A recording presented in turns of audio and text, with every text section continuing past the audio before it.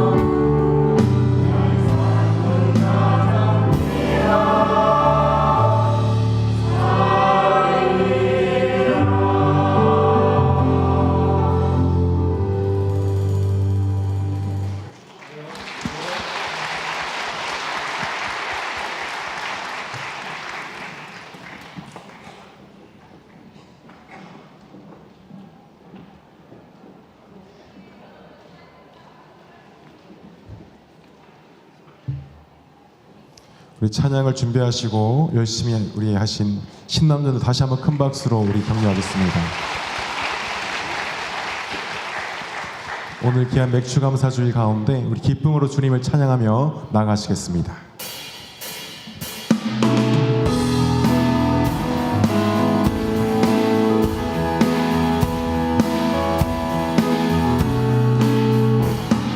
주와 같이 길 가는 것 즐거운이라닌가.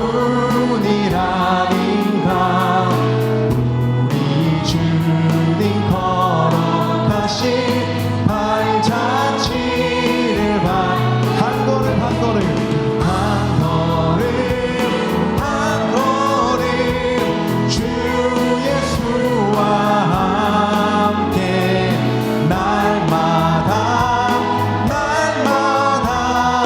우리 걸어가리. 어린아이 같은 우리 미련하고 약하나 주의 손에 이끌리어 생명길로 가겠네. 한 걸음 주 예수와 함께 날마다 우리 걸어 옛 선지자의 녹같이 옛 선지자의 녹같이 우리들도 천국에 들려 올라갈 때까지 주와 같이 걷겠네. 한 걸음 주 예수와 함께 날마다 우리 걸어 나의 등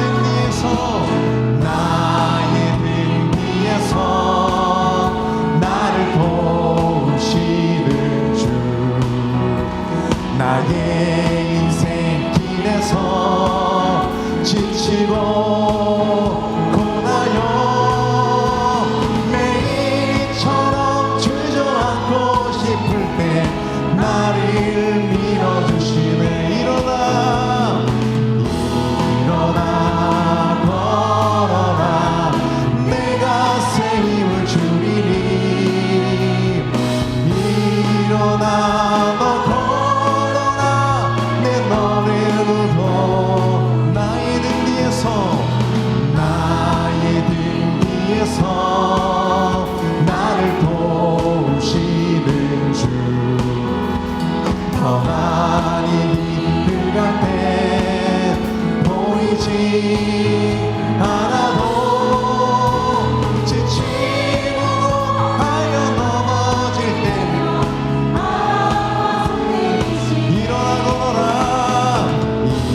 일어나 걸어라. 내가 새 힘을 주리니. 일어나 너 걸어라. 내 너용 말라에서 일어나 걸어라. 일어나 걸어라. 내가 새 힘을 주리니. 일어나 너 걸어라. 내 너를 도우리. 언제를 도우신 주님께 박수로 영광 올려드리겠습니다. 아멘.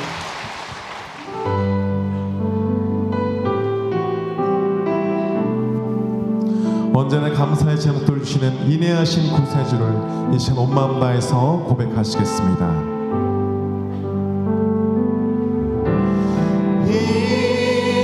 인내하신 구세주여 내가 비오니 죄인 오라 하실 때에 날 부르소서. 자비하신 보좌 앞에 자비하신 보좌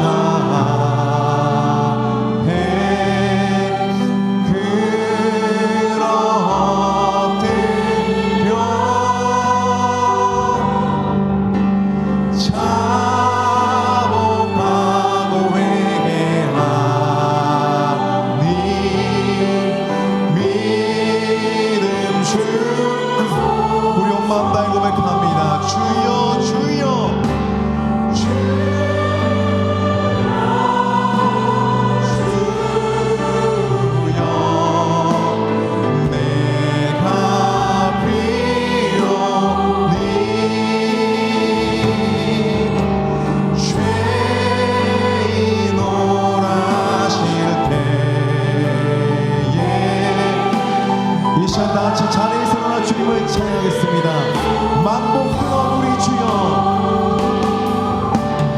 만복 끊어 우리 주여.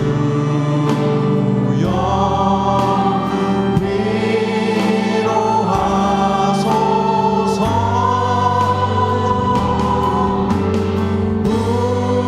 우리 주와 같으시니 어디 있을까. 주여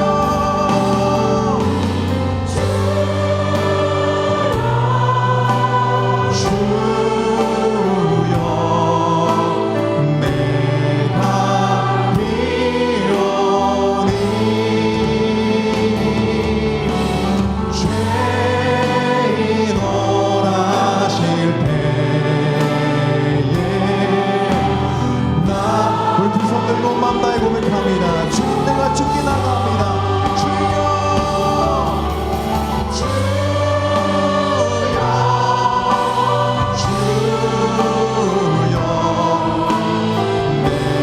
내가 비오니 죄인 오라실 때에 날 부르소서. 하늘의 주님 박수로 올려드리겠습니다.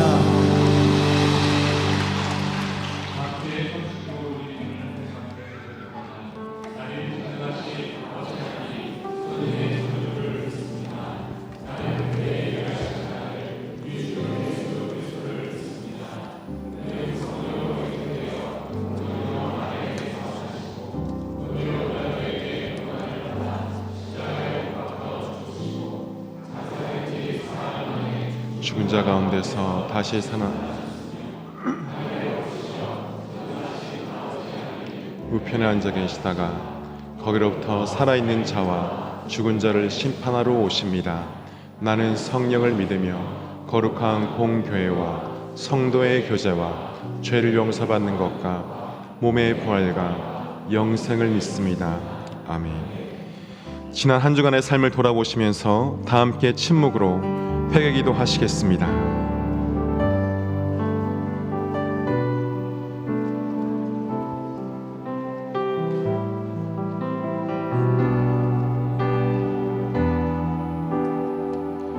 그러므로 너희가 회개하고 돌이켜 너희 죄 없이 함을 받으라. 이같이 하면 새롭게 되는 날이 주 앞으로부터 이를 것이요 우리 죄를 십자가에 사하신 예수 그리스도 이름으로 기도합니다. 아멘. 다 함께 교독문 106번 교독하시겠습니다. 할렐루야. 우리 하나님을 찬양한 일이 선하며 찬송하는 일이 아름답고 마땅하도다.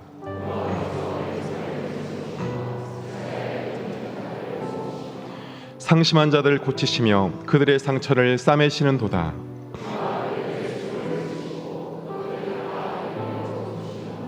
우리 주는 위대하시며 능력이 많으시며 그의 지혜가 무궁하시도다.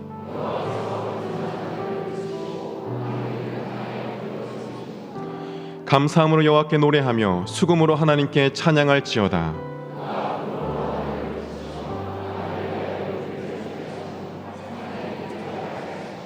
들짐승과 우는 까마귀 새끼에게 먹을 것을 주시는도다.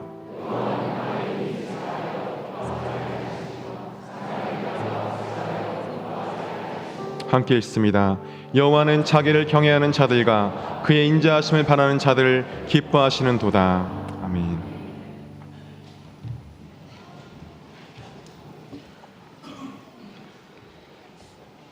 공중에 나는 새와 들의 백합화도 손수 먹이시고 입히시는 하나님, 오늘은 거룩한 주일 맥주 감사주일로 들어오니 우리의 예배를 받아주시옵소서. 항상 기뻐하라, 쉬지 말고 기도하고 범사에 감사하라 말씀하신 주님, 지난 모든 삶이 주님의 은혜이며 사랑임을 고백하는 주님의 권속들 되게 하여 주시옵소서. 우리에게 건강 주시고 성령으로 인도하심을 감사드립니다. 책망과 칭찬과 위로로 주님의 자녀 삼아주신 것도 감사드립니다. 십자가의 구원의 은혜로 영원한 생명을 얻게 하시고 주님이 주신 축복을 깨달아 맥주 감사절을 낳는 데까지 드리게 하시고 우리들의 영식이나 체면 때문 아니라 받은 축복 진실로 하나님께 감사드리며 헌신하는 직분자들 되게 하여 주시옵소서. 지난 한 주간도 육신의 연약함을 핑계로 하나님께서 주신 말씀대로 살지 못하고 우리의 짧은 지혜와 계산을 의지하며 어리석게 살아왔음을 고백합니다. 주님, 이 시간 주님 앞에 아무것도 숨길 것이 없어 우리들의 모습 이대로 나왔사오니 우리 죄가 주홍같이 붉을지라도 양털같이 진홍같이일지라도 눈과 같이 회개하여 주시기를 원합니다. 우리들이 날마다 죄에 대하여 주어지게 하시고 의에 대하여 살아나게 하여 주시옵소서.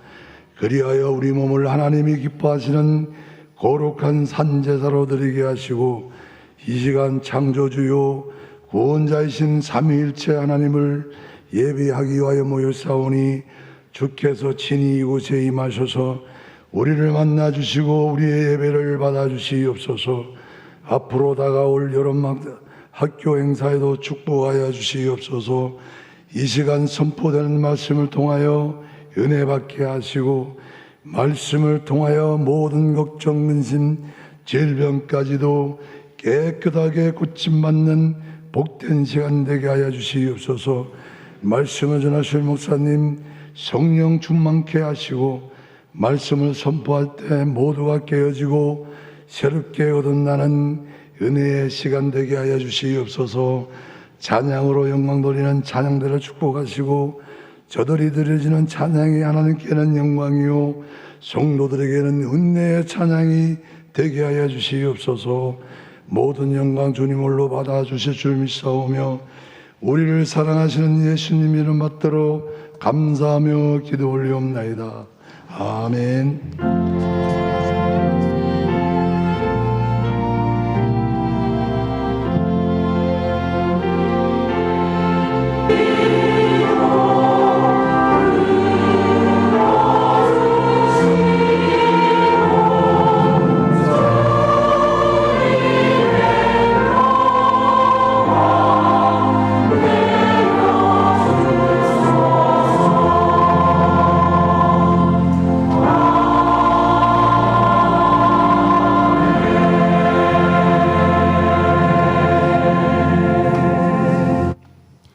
어제 경남지방 학예대에서 수상한 친구들이 시상하는 시간 가지도록 하겠습니다. 유치부 먼저 시상하도록 하겠습니다. 아이들이 많은 관계로 이름 호명 뒤에 대표만 상을 받도록 합니다. 유치부 암송 금상구시연 장녀 이주아 비, 장녀 이수아, 그림 그리기 은상 김하온, 입선 황애서.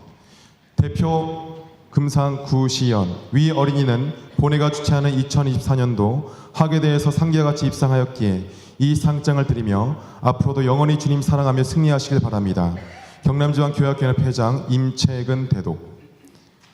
대표로 우리 구시연 어린이가 금상 받습니다.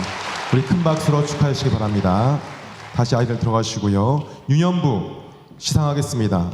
암송 동상구도현 장녀 강요엘, 장녀 최유림, 그림 그리기 금상 김찬유, 동상 한혜인, 장녀 강요담, 장녀 정은율, 글짓기 은상 정가은 A, 동상 정가은 B, 동상 권리안.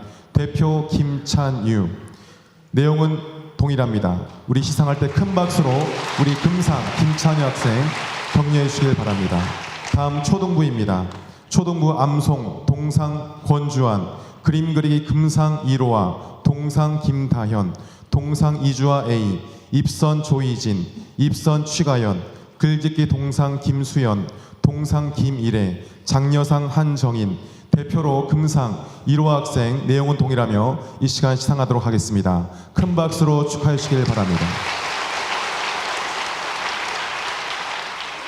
우리 시상 아이들 뒤돌아서 우리 전성분에게 인사하겠습니다. 뒤돌아서 인사하겠습니다. 뒤돌아서 주세요. 차렷 경례 축하합니다.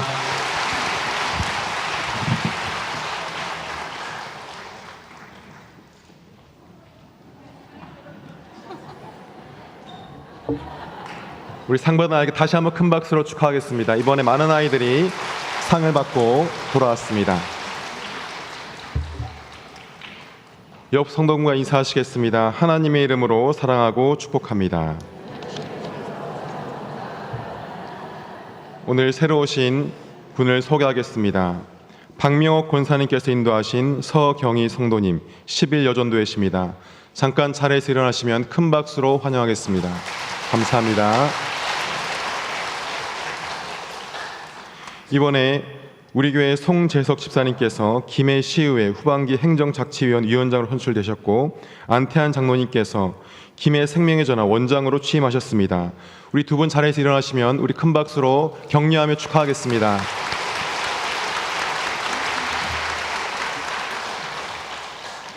광고입니다. 오늘은 맥주 감사 주일입니다. 전반기에 부어주신 하나님의 은혜에 감사의 마음을 드립시다. 다음 세대 여름 행사가 어제 유아부 여름 성녀학교로 시작되었습니다. 행사 때마다 점심 식사 준비에 남녀 전도회 회원분들의 봉사의 손길이 필요합니다. 주보의 일정을 참고하셔서 꼭 오셔서 함께해 주시기를 바랍니다. 입회 세례 신청을 받습니다. 최근에 오신 새가족분들과 해당되시는 분들은 1층 사무실로 신청해 주시기 바랍니다. 입회 및 세례 예식은 8월 11일 주일이고 신청 마감은 오늘까지입니다. 다음 세대 깜짝 공연 버스킹이 있습니다. 여름 행사를 위해 수박 헌금으로 후원해 주심에 감사하며 다음 세대에서 공연을 준비했습니다. 2부 예배 후에 11시 10분부터 12시까지 1층 로비에서 진행되오니 성도님들의 많은 관심과 참여 부탁드립니다. 공연 시에 후원금은 따로 받지 않습니다. 고 민순기 명예장로님의 장례식이 주중에 있었습니다. 오늘 유가족분들 오셨는데 잠깐 자리에서 일어나시면 우리 큰 박수로 위로하겠습니다. 저기 앉아 계신데 다 같이 큰 박수로 격려하고 위로하겠습니다.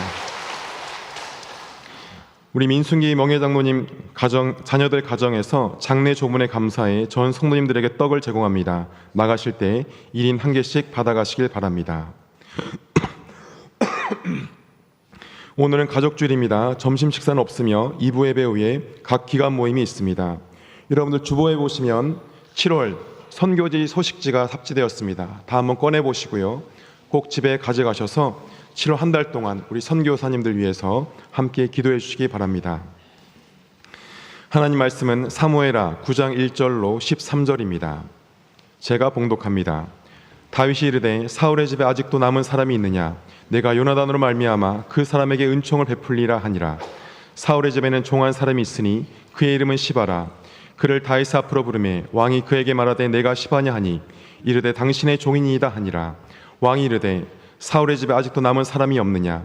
내가 그 사람에게 하나님의 은총을 베풀고자 하노라 하니 시바가 왕께 아뢰되 요나단의 아들 하나가 있는데 다리 저는 자인이다 하니라.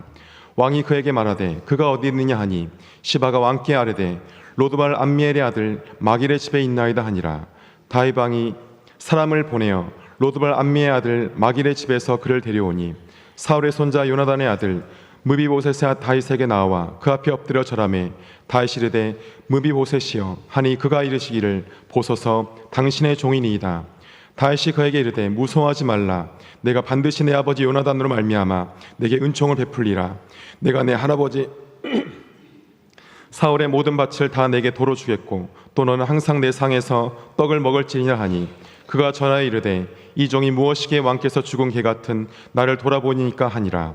왕이 사울의 시종 시바를 불러 그에게 이르되 사울과 그의 온 집에 속한 것은 내가 다 내 주인의 아들에게 주었노니 너와 내 아들들과 내 종들은 그를 위하여 땅을 갈고 거두어 내 주인의 아들에게 양식을 대주어 먹게 하라.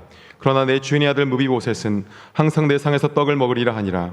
시바는 아들이 15명이요 종이 20명이니라. 시바가 왕께 아뢰되 내 주 왕께서 모든 일을 종에게 명령하신 대로 종이 준행하겠느냐 하니라. 무비보셋은 왕자 중 하나처럼 왕의 상에서 먹으니라. 무비보셋에게 어린 아들 하나가 있으니 이름은 미가더라. 시바의 집에 사는 자마다 무비보셋의 종이 되니라. 무비보셋이 항상 왕의 상에서 먹으므로 예루살렘에 사니라. 그는 두 발을 다 절더라. 아멘.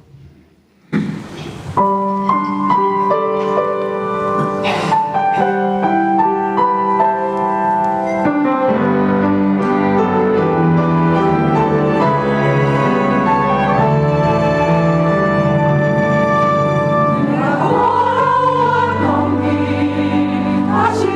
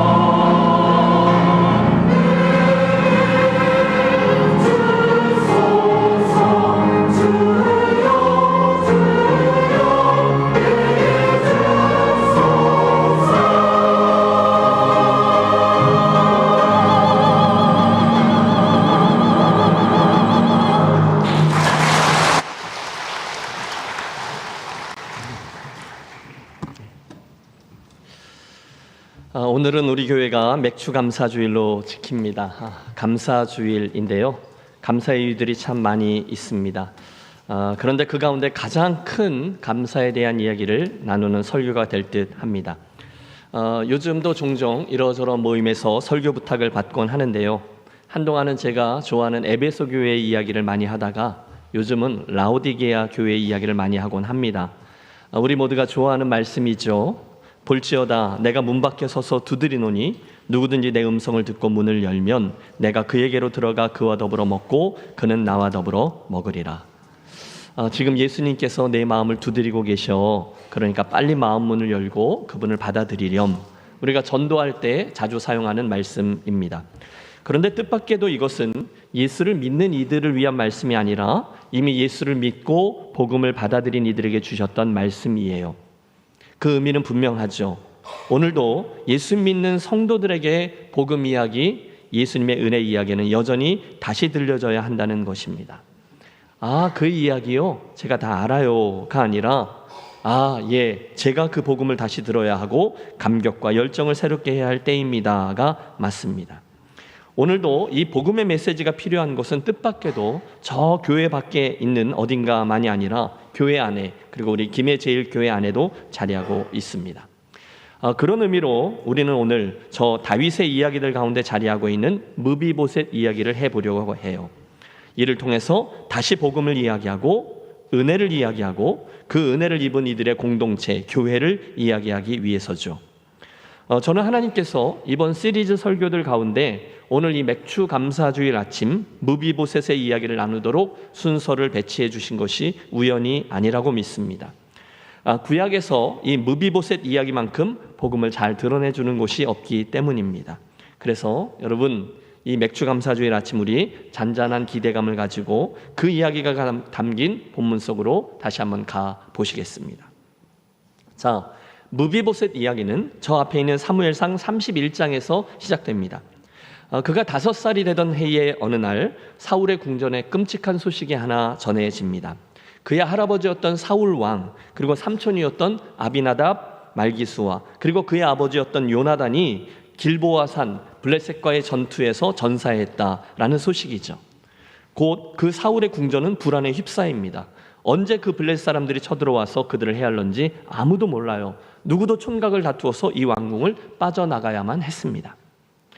사무엘하 4장 4절은 그 당시 상황에 대해서 이렇게 기록해주고 있어요. 사울의 아들 요나단에게 다리 저는 아들이 하나가 있었으니 이름은 무비보셋이라. 전에 사울과 요나단이 죽은 소식이 이스라엘에서 올 때에 그의 나이가 5살이었는데 몇 살이요? 5살. 그 유모가 도망할 때 급히 도망하다가 아이가 떨어져 절개되었더라. 여러분 이야기를 집중해 주십시오. 불행하게도 서둘러 도망하던 유모의 실수로 무비보셋 왕자가 떨어져 다치게 된 거예요. 이후 평생을 2다리를 절게 되었죠. 이후에 그는 로드발 암미엘의 아들 마길이라는 사람의 집에서 자라납니다. 철저히 그의 신분을 숨긴 채로 말입니다. 오늘 우리가 가장 먼저 주목하고 시작하려는 것은 이 무비보셋이 원래 사울 왕가의 왕자였다는 사실이에요. 하지만 지금은 아무도 그 사실을 모르죠. 아니 그걸 숨겨야 했습니다. 그 사실이 알려지면 다윗의 사람들이 그를 그냥 둘 리가 없기 때문에 그는 철저히 숨어 살았습니다. 보십시오. 그는 한때 왕자였습니다. 하지만 지금은 철저한 무명인인 노바디가 되어야 했어요. 그게 다가 아닙니다. 그는 고대 세계에서 큰 차별 속에 살아야 했던 장애인이었습니다. 그러므로 2중, 3중의 불행을 안고서 저가 살아가고 있어요. 틀림없이 그는 그의 인생을 자학했을 겁니다. 희망 없음이 그의 별명이었어요. 자, 이쯤에서 저는 우리들의 옛 형편, 즉 죄악 중에 있던 저와 여러분의 과거를 떠올려 보고 싶습니다. 여러분 그 무비보셋에 살고 있었던 상황을 보세요. 절망, 어두움, 외로움, 희망 없음은 하나님을 떠나 죄 중에 거하고 있던 저와 여러분들의 과거의 모습을 잘 보여주고 있습니다. 죄로 인해서 하나님으로부터 떨쳐져 있었던 첫사람 아담을 기억하시죠? 그는 선악과 사건 이후 두려움 가운데 스스로 하나님을 떠나 동산나무 사이에 숨습니다. 죄의 결과는 두려움이 맞아요. 오늘도 인생에 대해서 솔직한 사람이라면 하나님 앞에 정직히 서는 것을 다 두려워합니다. 왜요? 죄 때문에. 우리는 다 양 같아서 그릇 행하여 각기 제 길로 갔거늘. 그러므로 기억하십시오. 하나님을 떠나 죄 중에 거하고 있던 저와 여러분은 그 로드발에 숨어 살고 있던 무비보셋과 같습니다. 우리 중에 그 누구도 그분의 밝은 빛 앞에 서는 것을 좋아하지 않아요. 결국 우리들에겐 소망이 없습니다. 그 죄로 인해서 철저히 두려움과 절망 가운데 거하고 있어요. 그게 더할 것도 뺄 것도 없는 저와 여러분 죄인들의 옛 형편이었습니다. 그런데 어느 한순간 예수 그리스도에 대한 소식이 우리들에게 전해집니다. 할렐루야. 여러분, 그 어둠 속에 있던 저와 여러분에게 놀라운 일이 생겼는데 아무런 방향 감각 없이 저 우주의 한가운데 툭하니 던져져 있는 우리들에게 어느 날 하나님께서 먼저 구원의 손길을 뻗어 주신 거죠. 우리가 아직 죄인 되었을 때에 그리스도께서 우리를 위하여 죽으심으로 하나님께서 우리에 대한 자기의 사랑을 확증하셨느니라. 여러분, 그런 형편에 있던 우리를 위해서 독생자 예수 그리스도께서 십자가에 죽어주심으로 당신 사랑과 구원의 길을 열어주셨대요. 그때 흘리신 그분의 보혈로 인해서 우리들의 죄값은 사하여졌고 구원의 문이 활짝 열렸습니다. 누구든지 주의 이름을 부르는 자는 구원을 받으리라. 어느 날 그 놀라운 복음의 소식이 죄 중에 있던 우리들에게 전달된 것입니다. 혹시 오늘 이 예배에 계신 여러분들 가운데 내가 예수를 믿는 건지 아닌 건지 잘 모르겠다라고 하시거나 나는 복음을 받아들인 경험이 없다 하시거나 하신 분이 있으시다면 그러므로 겸손히 마음문을 열고 오늘 주님께 말씀 드리십시오. 주님, 제가 주님이 행해 주신 놀라운 십자가 이야기를 믿습니다. 저는 죄인입니다. 이 시간 주님을 제 인생의 주와 구원자로 받아들이오니 제 안에 오셔서 저희 죄를 용서해 주시고 이제부터 제 인생의 구원자 그리스도 주인이 되어 주십시오. 그 순간에 주님 여러분에게 오셔서 구원을 허락하시고 인생의 주인이 되어 주실 것을 믿습니다. 왜요? 그분의 약속이기 때문이죠. 하지만 동시에 여러분, 이 십자가의 복음이 예수님을 모르는 이들만을 위해서 주어진 것이 아니다라는 사실도 기억하십시오. 말씀드렸다시피 이 복음은 동시에 오늘 예수를 믿는다 하면서도 여전히 죄 중에 거하는 이들을 위한 복음이기도 하고요, 예수를 믿지만 여전히 오늘 현재형으로 그 은혜를 맛보지 못한 채 살아가고 있는 이들을 위한 복음이기도 합니다. 사랑하는 여러분, 그러므로 오늘 그분의 은혜를 누리지 못한 채 이러저러한 죄와 어두움에 눌린 분 계시다면, 또 원치 않지만 습관적인 죄에 눌려서 지긋지긋한 죄에 질질 끌려가고 계시는 분이 계시다면, 그래서 오늘 본문의 이 무비보셋처럼 다윗 앞으로 나아가는 것 자체를 두려워하며 숨어 계신 분이 계시다면, 하나님의 진노는 나 같은 이중인격자에게 임해야 돼라고 생각하시는 분들이 계시다면 축하합니다. 여러분들은 오늘 그 하나님의 복음이 가장 복음답게 주어질 수 있는 위치에 계신 것입니다. 그런 분들은 오늘 이 시간 이 말씀을 나에게 주신 말씀으로 받으시고 무비보셋이 입었던 은혜 나도 얻기 원합니다. 기도하며 이 설교에 참여해 주시기를 부탁합니다. 여러분, 복음이 무엇입니까? 복음은 하나님께서 우리가 아직 경건치 아니한데도 불구하고 여전히 죄와 어두움 가운데 거함에도 불구하고 당신의 독생자를 내어주심으로 구원의 길을 여셨다라는 것입니다. 그러므로 주님, 그날 그 무비보셋에게 주신 복음의 메시지가 오늘 제게도 동일하게 들려지고 역사하여 나로 하여금 이 지긋지긋한 죄로부터 해방되는 기적을 허락해 주시옵소서. 그 라오디게아 교회에 있는 성도들에게 주셨던 말씀대로 제 안에 들어오셔서 저와 더불어 먹고 저와 더불어 교제하며 남겨진 인생길 함께 가 주십시오. 기도하며 이 말씀 앞에 서 주십시오. 출발점은 이거예요. 오늘 내가 바로 그 무비보셋이었습니다 입니다. 이어지는 말씀을 보시죠. 그런데 그런 어둠 속에 살고 있던 우리 그 무비보셋에게 다행인 게 하나 있습니다. 그것은 저가 아직 완전히 잊혀지지를 않았다는 것이죠. 여러분 따라해 주세요. 잊혀지지 않았습니다. 그게 은혜입니다. 그것이 바로 예수님께서 말씀하신 비유에 나오는 그 잃어버려진 드라크마예요. 그가 바로 그 예수님의 비유에 나오는 잃어버려진 양이에요. 감사하게도 그들이 지금 주인에게 완전히 잊혀지지를 않았습니다. 그리고 한순간 주인이 그 잃어버려져 있는 것을 기억하고 그것을 다시 찾기 시작한 것이죠. 정확하게 그 일이 오늘 본문에 있는 무비보셋에게 일어난 겁니다. 오늘의 본문 9장 1절은 이렇게 시작하죠. 다윗이 이르되 사울의 집에 아직도 남은 사람이 있느냐? 내가 요나단으로 말미암아 그 사람에게 은총을 베풀리라 하니라. 여러분, 깜짝 놀랄 일이 일어난 겁니다. 그것은 이스라엘을 다 정비한 다윗이 드디어 자기의 생명과도 같았던 친구 그 요나단과의 약속을 지키려고 그의 후손을 찾기 시작한 것입니다. 그래서 일이 벌어졌어요. 여러분 상상해 보십시오. 여러 해 그 초야에 묻혀서 아니 숨어서 쥐 죽은 듯이 살고 있던 무비보셋에게 어느 날 낯선 사람들이 찾아온 거죠. 누구일까요? 다윗 당국의 FBI였어요. 당신이 무비보셋이요? 깜짝 놀란 저가 두려움 가운데 대답하죠. 예, 그렇습니다만 우리와 함께 예루살렘에 좀 가주셔야 되겠소. 다윗 왕께서 당신을 찾으시오. 예? 뭐라고요? 여러분 그 순간에 무비보셋이 느꼈을 절망감을 헤아려 보십시오. 다윗 왕이 나를 찾는다고요? 그렇소. 여러분 당연하죠. 여러분 그 순간에 저가 생각할 수 있는 시나리오는 한 가지뿐입니다. 드디어 올 것이 왔구나. 다윗 왕이 이 촌구석에 숨어있는 나를 찾아내고야 말았어. 이제 난 끝이야. 이제 난 죽게 될 거야. 아, 서글픈 나의 인생이요. 권사님 누가 찾는지 몰라요. 여러분 너무도 당연한 이야기 아닙니까? 새로 왕이 된 다윗이 왜 숨어 지내고 있는 나를, 그리고 왜 전 왕조의 불시인 그 왕자를 남겨두겠어요? 당연히 그를 없애야죠. 그래야 왕국의 그 후환을 없애는 거죠. 그러니 여러분 지금 가슴을 움켜쥐고 예루살렘으로 향하는 무비보셋의 심정이 어떠했을까요? 틀림없습니다. 여러분 그는 자기의 운명을 저주했을 겁니다. 이렇게 될 줄 내가 알았어. 도망자로, 은둔 자로, 그리고 불구자로 쥐 죽은 듯이 살아왔던 자기의 지난 세월이 너무너무 억울한 거죠. 하지만 어쩌겠어요. 지금 자기가 할 수 있는 일은 단 하나도 없습니다. 신세의 한탄뿐이었어요. 그래, 어차피 이렇게 될 운명이었나 보다. 이제 곧 피비린내 나는 사형 집행들을 맞닥뜨리게 되겠지. 나는 너무너무 억울하다. 맞습니다, 여러분. 왜? 요나단의 아들로 태어났기 때문에 무비보셋의 인생은 너무도 비참했던 거예요. 자기야말로 시대의 희생물인 거죠. 늘 평생을 가난하게, 외롭게, 힘겹게, 두렵게 살아왔어요. 그러므로 8절 저가 다윗을 만나서 했던 그 절규는 처절한 사실입니다. 그가 절하여 이르되 이 종이 무엇이기에 왕께서 죽은 개 같은 나를 돌아보시나이까. 여러분 정확히 그의 형편이 그랬던 거예요.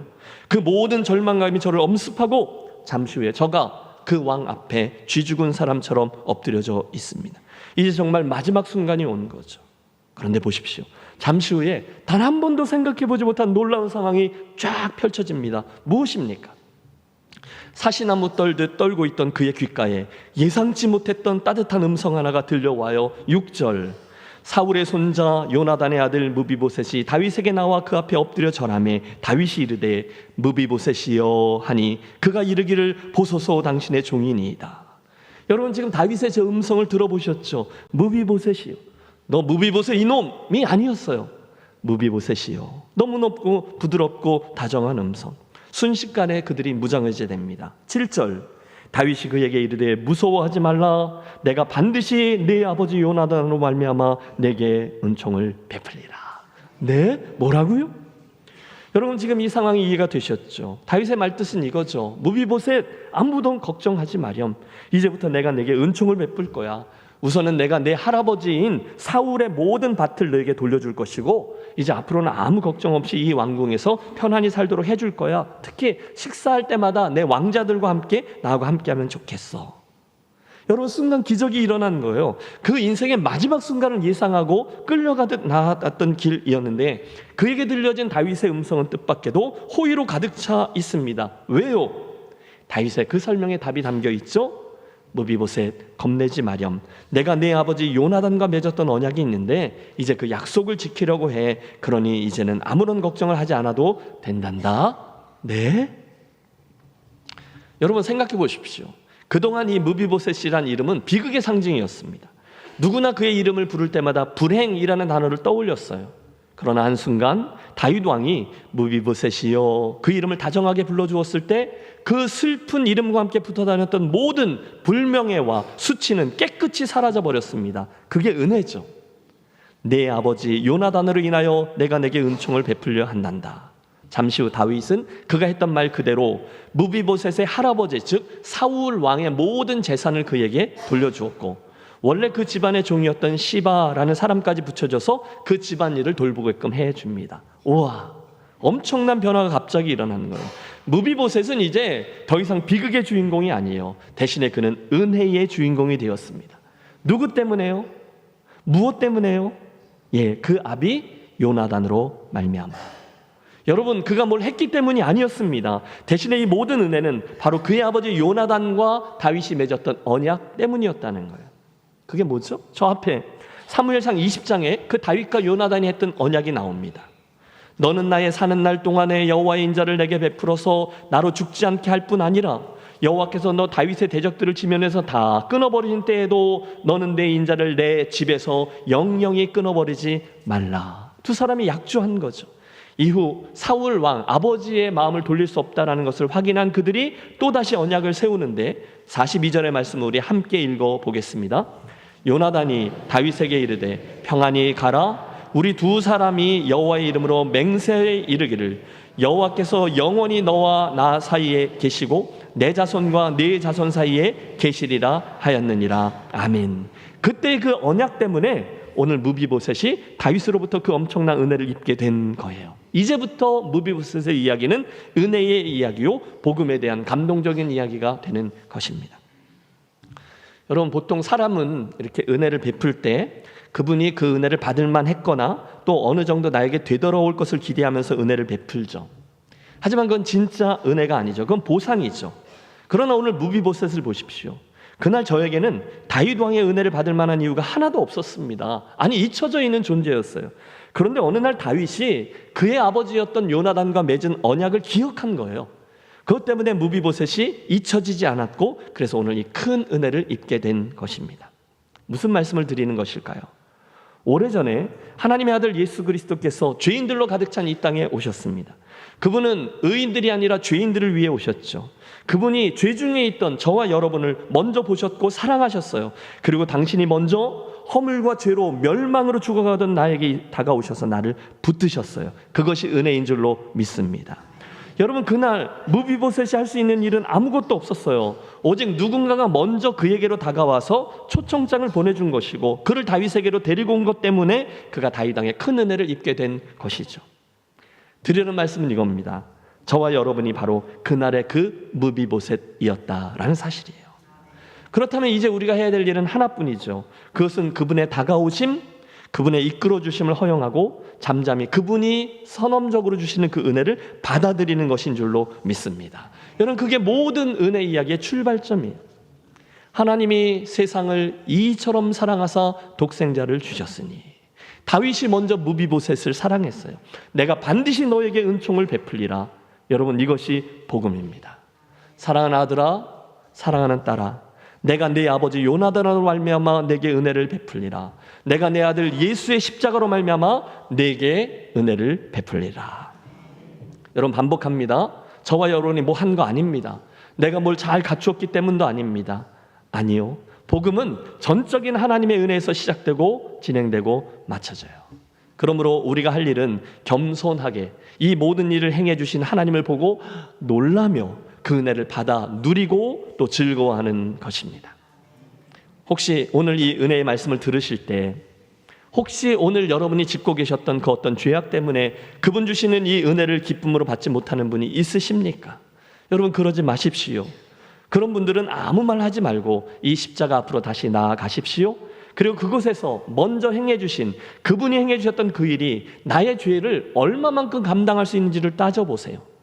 여러분 아시죠? 죄가 없어서 하나님의 은혜가 필요 없을 만큼 깨끗한 사람은 없습니다.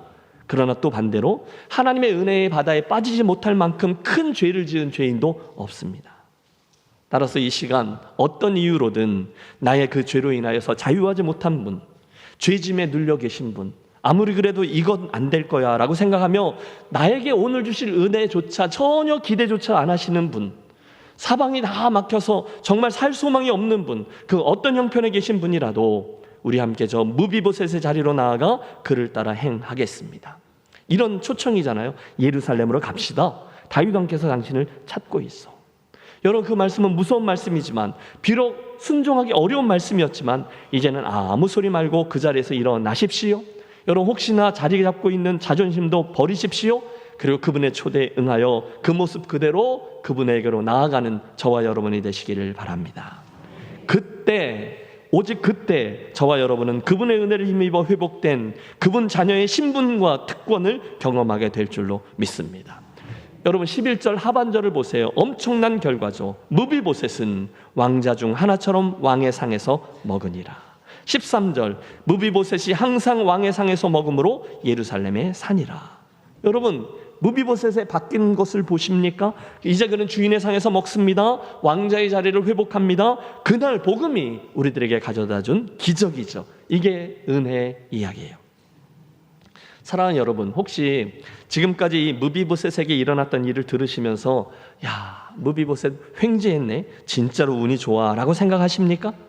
그런데 기억하세요, 이것은 단지 무비보셋만의 이야기가 아니죠. 대신에 이는 저와 여러분에게 동일하게 일어났던 일이었습니다. 하나님께서 로드밭에 숨어 살고 있던 저와 여러분을 먼저 찾아오셔서 당신 은혜와 사랑을 먼저 베풀어 주셨어요. 죄 중에 있던 소망 없는 저와 여러분을 그분이 잊지 않으셨어요. 할렐루야. 그뿐이 아니죠. 그분이 오셔서 저와 여러분의 이름을 불러주셨고 나를 회복해 시켜 주셨습니다. 기억하십시오. 하나님의 그 사랑을 값 없이 받은 자, 그 구원의 은혜를 받아 누린 자는 그날의 무비보셋뿐이 아니에요. 저 김신일이도 포함됩니다. 그리고 오늘 여러분 한 분 한 분도 그 은혜의 자리에 포함됩니다. 결국 그날 다윗과 무비보셋에게 있었던 이 일은 하나님과 우리 사이에 일어난 구원의 놀라운 사건과 은혜의 복음을 선명히 보여주는 구약의 가장 좋은 예시라고 할 수 있어요. 여러분 이게 중요합니다.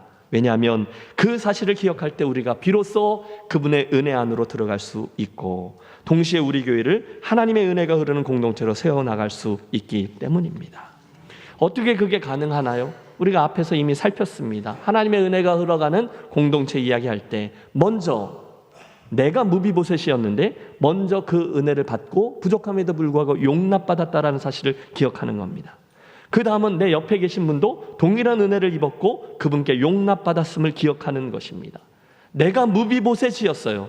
그리고 내 옆에 계셨던 분이 무비보셋이에요. 이걸 기억할 때 저와 여러분은 단 한 번도 교만하거나 오버하거나 주인 노릇을 하지 않고 그분 앞에 겸손히 은혜 입은 자로 걸어갈 수 있을 줄로 믿습니다.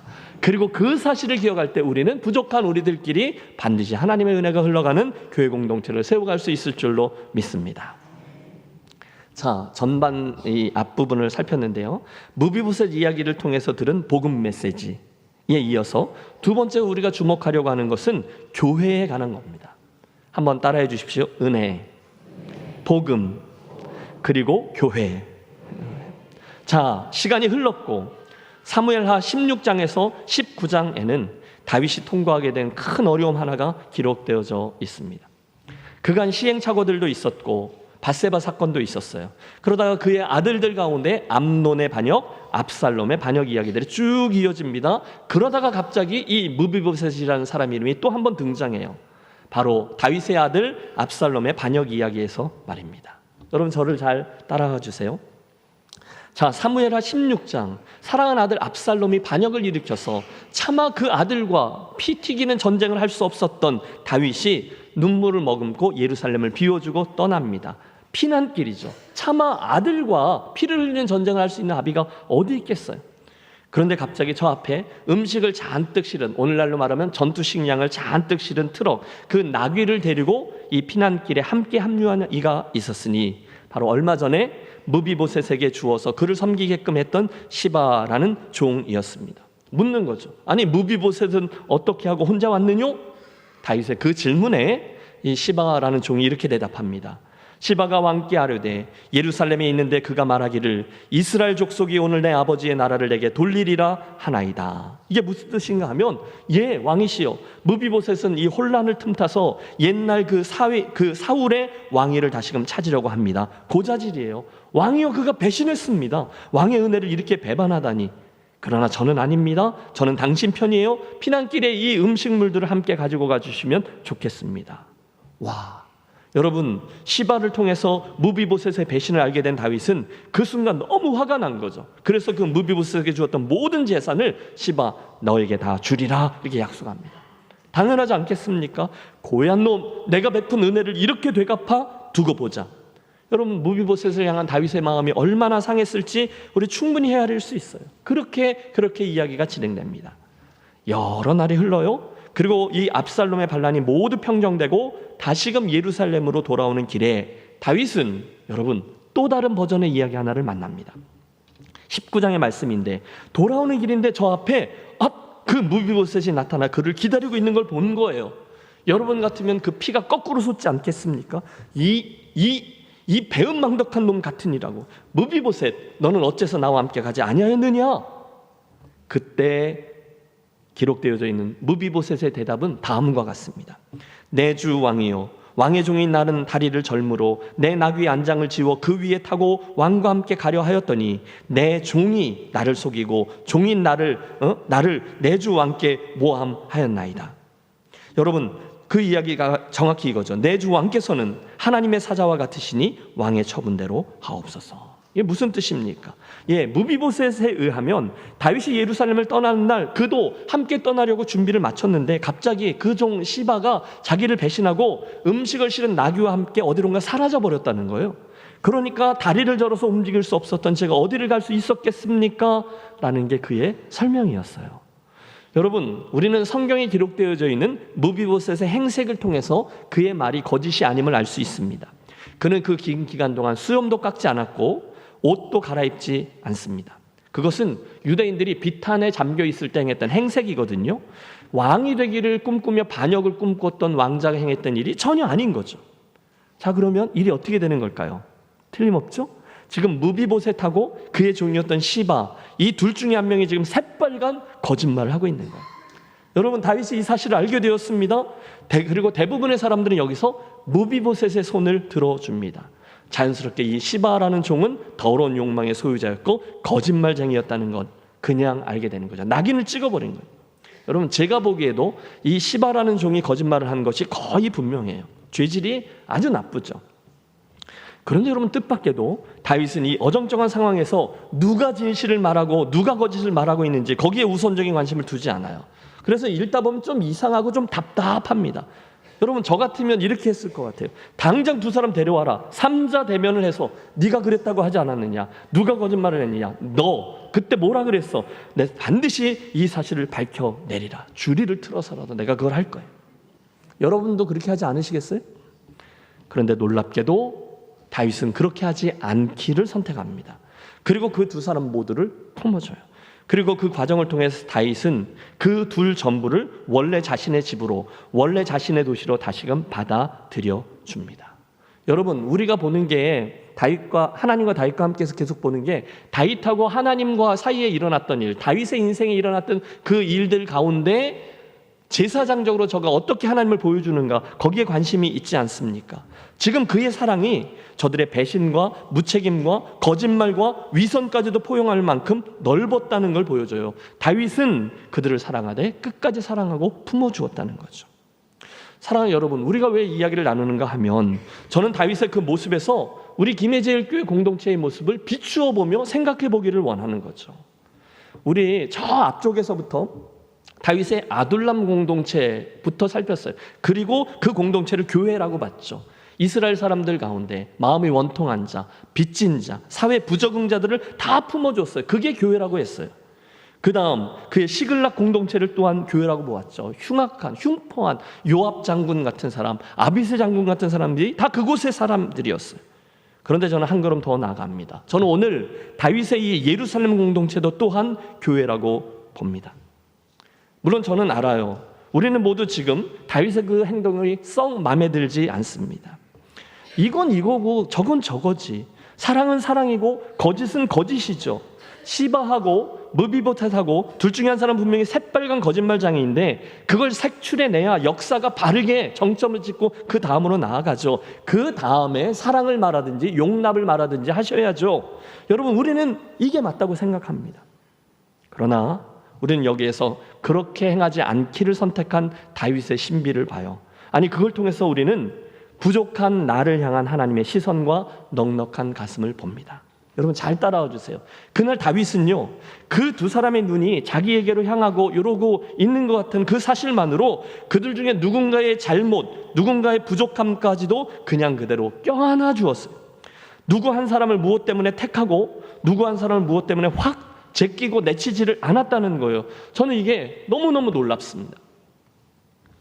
여러분 다시 반복합니다. 우리가 이번 다윗 시리즈 설교를 시작하면서 그 다윗 이야기를 통해서 제사장적인 삶이 어떤 것인지를 살피자 했습니다. 지금까지 다윗과 그 인생을 통해서 우리는 하나님이 어떤 분인지, 그분의 성품과 그분의 임재와 그분의 역사가 어떤 것인지를 계속해서 선명히 보아왔어요. 그 삶을 통해서. 그런데 지금 이 무비보셋과 시바 이야기도 예외가 아니라는 거예요. 심지어 그 이야기를 통해서라도 다윗은 우리와 우리의 신앙 공동체에 대해서 무엇인가를 말씀해주고 있습니다. 혹시 여기까지 들으셨는데도 아니 하나님이 그런 식으로 하시면 안 되지, 이렇게 두리뭉실하게 그냥 넘어가면 어떻게 나라가 제대로 세워지겠어, 여전히 불만이신 분들이 이 자리에 계실 거예요. 그런데 기억하십시오. 그런데 지금 이 일은 정확히 저와 여러분에게도 일어났던 일이었다는 것을요. 생각해 보세요. 하나님께서 저와 여러분을 사랑하셨을 때, 그때 말입니다. 저와 여러분에게 도덕적인 결함이 전혀 없었기 때문에 사랑하셨나요? 대답을 해주세요. 저와 여러분이 전혀 실수하지 않았기 때문에, 전혀 거짓말을 안 했기 때문에, 저와 여러분이 한 98점쯤 맞았기 때문에 그분이 우리를 받아주셨나요? 아닙니다. 성경은 분명히 말씀합니다. 우리가 아직 죄인 되었을 때에 그분께서 우리를 위해 죽으시고 우리를 구원해 주셨어요. 여전히 부족한데 그것에도 불구하고 용납해 주셨습니다. 믿습니까? 그리고 그런 이들, 즉 그런 부족함에도 불구하고 용납받은 이들이 모여있는 곳이 바로 이 자리 김해제일교회라는 거죠. 사랑하는 여러분, 교회를 세워가실 때 이 사실을 기억하는 것은 무척이나 중요합니다. 저와 여러분 한 사람 한 사람은 용서받은 죄인들이라는 거예요. 죄인이었어요. 여전히 죄인이었는데 용납받은 이들이 우리라는 거예요. 그리고 그 일은 오늘도 우리 가운데 여전히 반복되고 있습니다. 실제로 오늘 우리 김해제일교회 안에는 여전히 실수한 사람, 잘못한 사람, 뾰족한 사람들이 자리하고 있을 수 있어요. 그렇죠? 자수하여 광명 찾으십시오. 그렇죠. 우리들은 여전히 점수 미달인 사람들이 그 자리에 있어요. 그때 우리들의 본성은 틀림없습니다. 우리는 어떻게 해서든지 그 시시비비를 따져가며 분명히 선을 긋고 싶어요. 이게 누구의 잘못 때문인가? 누구 때문인가? 그걸 분명히 가려서 어떻게 해서든지 내가 옳음이 증명되고 틀림없이 그 애가 틀렸다라는 것이 백주에 드러나 마침내 그의 입에서 제가 잘못했습니다라는 소리가 나오도록 해야만 합니다. 그래야 내 직성이 풀립니다. 그래서 딴 교회는 몰라도 우리 교회에는 그 시바 같은 사람이 절대로 발을 붙이지 못하도록 해야 한다라고 생각합니다. 왜요? 그래야 우리 교회가 더 깨끗한 교회가 되고 더 나은 교회가 되는 거죠. 그러니까 그런 시바 같은 사람은 제발 우리 교회에 오지 말고, 혹시 있다면 자기 발로 좀 걸어 나가주고 또는 우리 손으로 쫓아내버려야 된다라고 생각하는 경향들이 우리들에게 오늘도 있어요. 그러고 말고 시바 같은 놈들은 당연히 벌받아야지, 다윗을 속이다니, 주인인 무비보셋을 속이다니, 그런 기회주의자, 그런 인간은 절대로 우리 교회에 발 못 붙이게 해야 돼. 아니 그는 그런 취급을 받아도 싸. 맞죠? 그래야 공평한 겁니다. 그래야 문제가 속 시원히 해결되는 거예요. 그래야 우리 교회의 질서가 완전히 서는 거예요. 오늘 본문의 경우 같으면 그 시바가 죽임을 당하고 공의가 바르게 세워져야 모든 이야기가 잘 마무리된다라고 우리 생각합니다. 그리고 다윗의 예루살렘 공동체에는 이제 오직 선의의 피해자인 무비보셋만 다시 받아들여져야 된다라고 생각합니다. 그게 거룩한 하나님의 교회죠. 그래야 우리 김해제일교회가 바르게 설 수 있죠.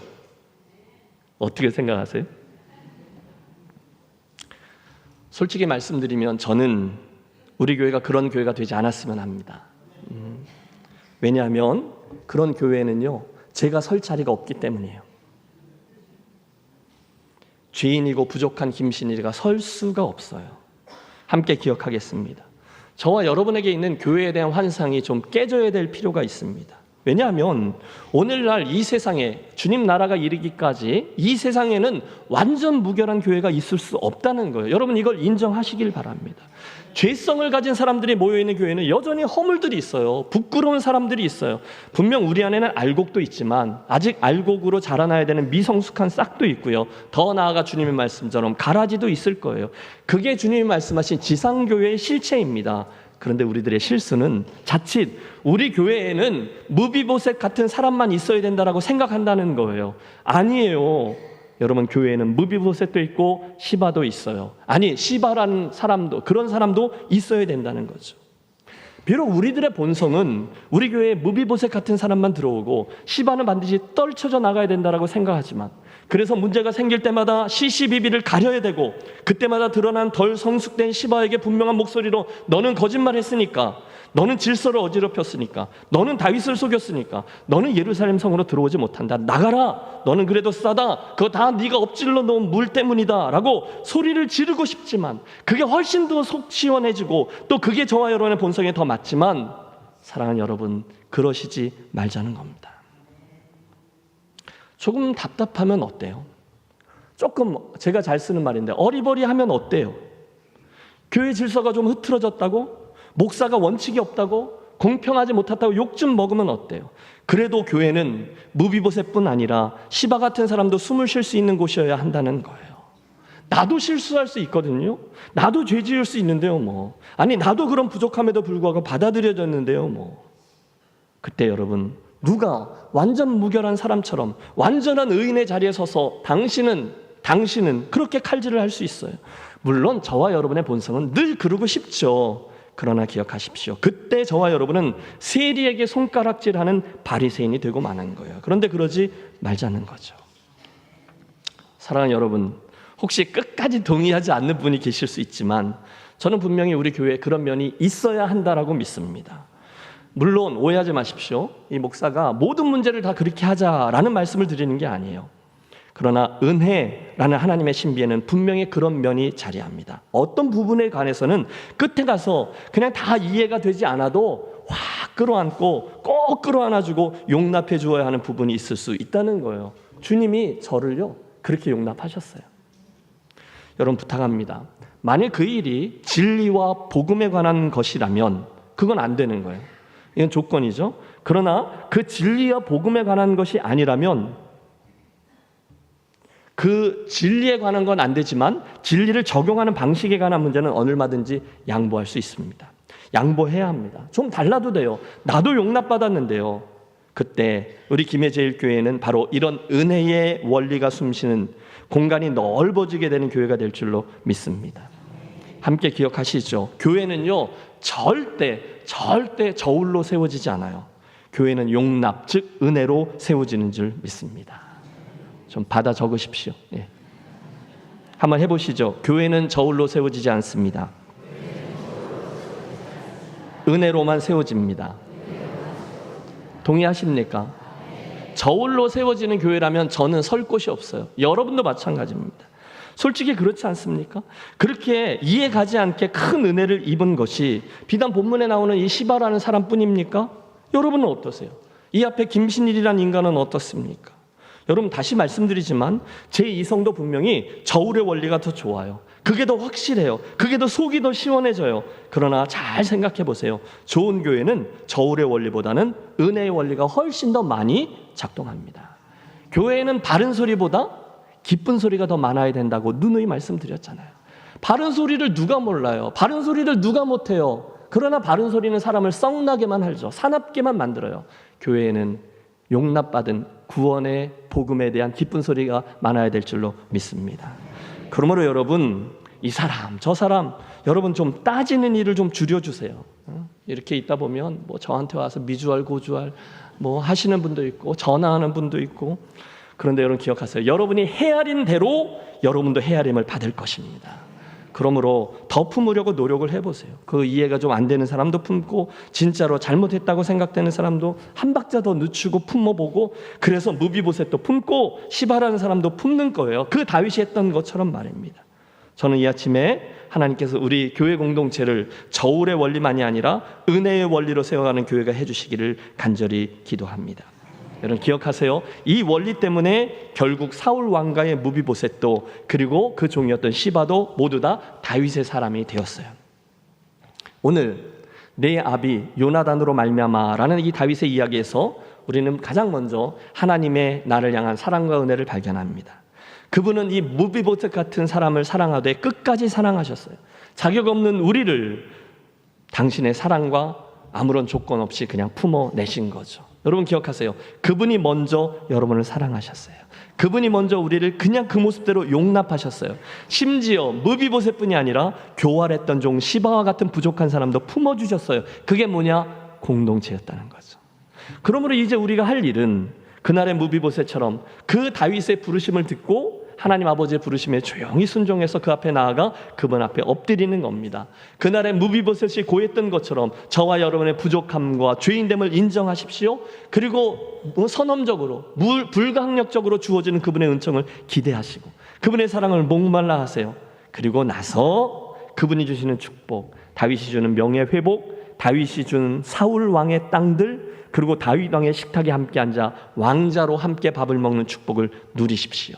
이게 뭐예요? 구원의 은혜예요. 복음의 은총이에요. 그 은혜를 먼저 받아 누리세요. 그리고 나서 이제는 동일한 원리로 우리 교회 안에 서로를 더 품어내도록 노력하겠습니다. 옆에 있는 분에게 말씀해 주세요. 놀라운 은혜를 입으셨군요. 우리 더 많이 용납합시다. 여러분, 제가 부인하는 거 아니에요. 좀 다를 수 있습니다. 그분이 여러분에게 마음에 좀 안 들 수도 있습니다. 그러나 그날 무비보셋의 고백처럼 그건 덜 중요해요. 왜냐하면 가장 중요한 그분을 가졌거든요. 이제 왕이 돌아오셨으니 그것으로 되었습니다. 그 재산은 그냥 시바에게 다 가지라고 하십시오. 저는 이것으로 되었습니다. 다윗이요, 저는 당신만으로 충분합니다. 여러분, 저와 여러분도 그렇게 고백하기를 원합니다. 주님, 저는 이것이면 되었습니다. 이 사람 저 사람이 좀 부족해도 저는 이미 주님께 용납받았고 주님이 이렇게 저를 주인 되어주심으로 다가오신 것만으로도 충분합니다. 재산 그거 안 중요해요. 그 사울왕의 밭 그거 있으나 없으나 지금 무슨 문제예요? 다윗, 당신이 돌아왔으면 충분합니다. 바라기는 이 아침에 다윗과 무비보셋 이야기를 통해서 우리가 받은 하나님의 이 큰 사랑을, 그 구원의 놀라운 축복을 내 것으로 삼으시고 누리시고 그때 있는 넉넉함으로 다른 이들까지 넉넉히 품고 용납해서 이 은혜의 원리로 교회를 잘 세워가는 저와 여러분이 되시기를 주의 이름으로 축원합니다. 기도합니다. 사랑의 하나님, 이 맥주감사주일 아침 우리 다시 한번 아버지 하나님의 주신 은혜와 사랑에 집중케 하시니 감사합니다. 그날의 무비보셋같이 비천하고 어두운 곳에 처했던 죄인들을 예수님 십자가의 공로로 인해 먼저 사랑하시고 용납해 주셨으니 그 은혜를 인하여 감사합니다. 이 시간에 그 큰 은혜를 입은 자가 단지 저 무비보셋뿐이 아니라 나 또한 아버지의 그 큰 은혜를 입은 자라는 사실을 우리로 기억하게 하시고 감사하게 하시고 온 마음으로 아버지의 주신 사랑과 은혜를 누리며 살아가는 우리 되게 해 주시옵소서. 한 걸음 더 나아가 그 은혜를 받은 우리가 세워가는 이 교회 공동체 위에 하나님의 사랑과 은혜와 용납이 흘러넘쳐 우리 또한 그 은혜의 원리로 서로를 용납하고 세워주는 복된 교회 되게 해 주시옵소서. 그날 무비보셋이 외쳤던 고백 그대로 넓은 땅들과 왕 앞에 놓인 기름진 상이 아니라 다윗 당신만으로 내게 주신 축복들만이 아니라 아버지 당신만으로 내게 충분합니다 라는 고백이 저와 우리 교우들의 것 되게 해 주시옵소서. 존귀하신 주 예수 그리스도 이름으로 축복하며 기도하옵나이다. 아멘. 함께 일어나셔서 결단하며 그분 찬양하겠습니다.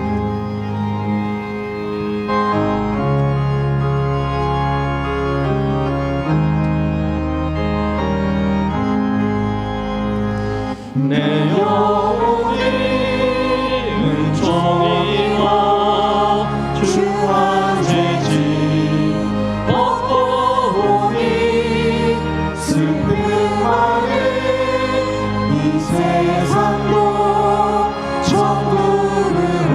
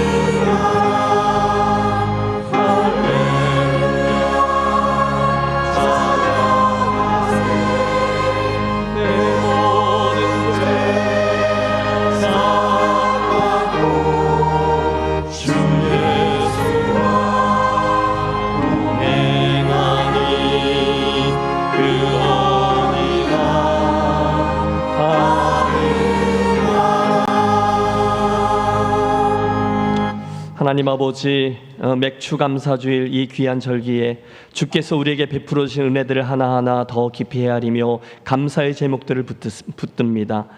우리에게 주신 아버지의 은혜, 허락해 주신 생명, 부족하지만 그 모습 그대로 받아주신 용납, 오늘까지 참아주신 인내, 그리고 부어주신 각양 축복들, 온통 감사할 이유들 뿐임을 고백합니다. 아버지, 이번 주간을 지내면서 우리의 눈을 더 크게 띄워주셔서 범사에 감사할 수 있는 믿음의 회복과 결단과 반응을 허락해 주시옵소서. 이 시간 귀한 예물들을 성별하여 올려드린 성도들의 마음을 받아주시고 하늘 문을 여시오. 하늘의 신령한 것들과 이 땅의 기름진 소산들로 저들의 삶을 채워주시옵소서. 더 큰 감사의 자리로 나아가 더 깊은 감사의 주인공들 되게 해 주시옵소서. 그래서 감사의 비밀을 더 깊이 더 넓게 체험하는 심령들만 되게 하여 주시옵소서. 이제는 사랑으로 십자가의 길을 이으신 주 예수 그리스도의 크신 은혜와 우리를 사랑하셔서 끝까지 추적해 오신 하늘 아버지의 무한 극진하신 사랑하심과 오늘도 우리 삶의 한가운데 운행하시며 아버지의 은혜 가운데 있게 하시는 성령님의 감동, 감화, 내주, 충만, 교통하심이 죄의 무게로 인하여 무비브셋같이 절망 가운데 있었던 나를 찾아오셨고 예수님 십자가의 공로로 인하여 나를 용납하셨고 구원하셨고 동행하셨고 축복하시는 하나님 때문에 감사하고 감격하며 새롭게 그렇게 살기로 결단하며 성전문을 나서는 사랑하는 모든 김혜제일 가족들의 심령 위에 이제로부터 영원토록 함께 하시기를 간절히 축원하옵나이다. 아멘. 아멘.